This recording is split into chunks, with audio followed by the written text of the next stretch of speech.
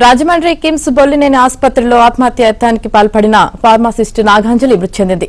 12 రోజులుగా చావు బతుకుల మధ్య పోరాడుతూ వెంటిలేటర్ పైనే నాగాంజలి ఉన్నారు. ఆమె మృతదేహాన్ని పోస్టుమార్టం కోసం రాజమండ్రి ప్రభుత్వ ఆసుపత్రికి తరలించారు.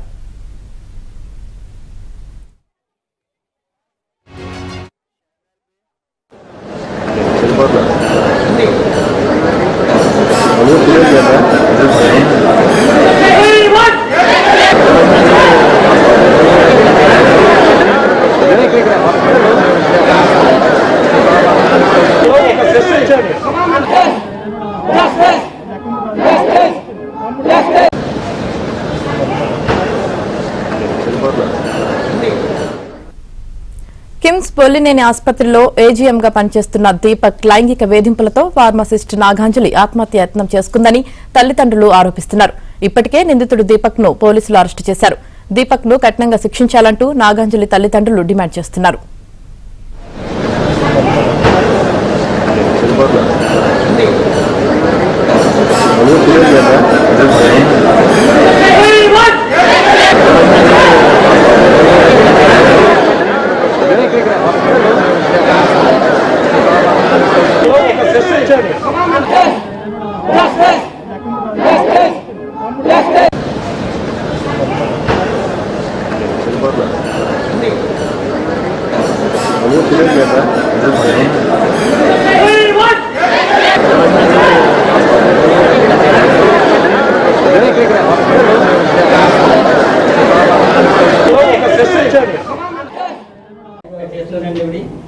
ఏంటంటే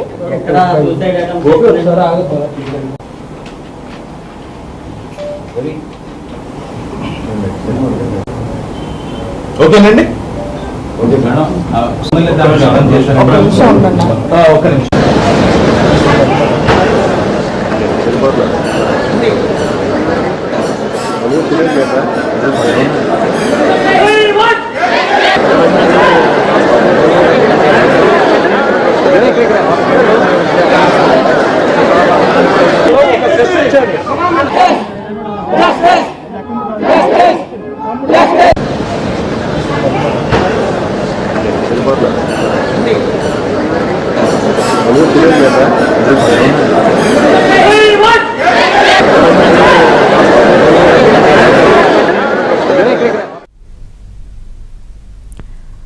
రాజమండ్రి కిమ్స్ బొల్లినేని ఆసుపత్రిలో ఆత్మహత్యాయత్నానికి పాల్పడిన ఫార్మాసిస్ట్ నాగాంజలి మృతి చెందింది.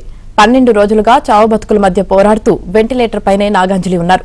ఆమె మృతదేహాన్ని పోస్టుమార్టం కోసం రాజమండ్రి ప్రభుత్వ ఆసుపత్రికి తరలించారు.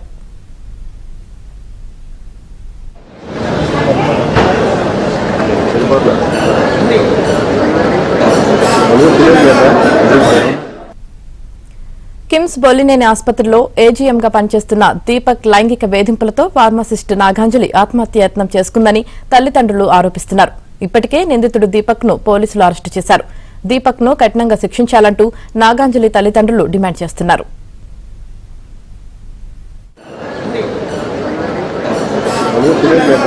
ఓకే.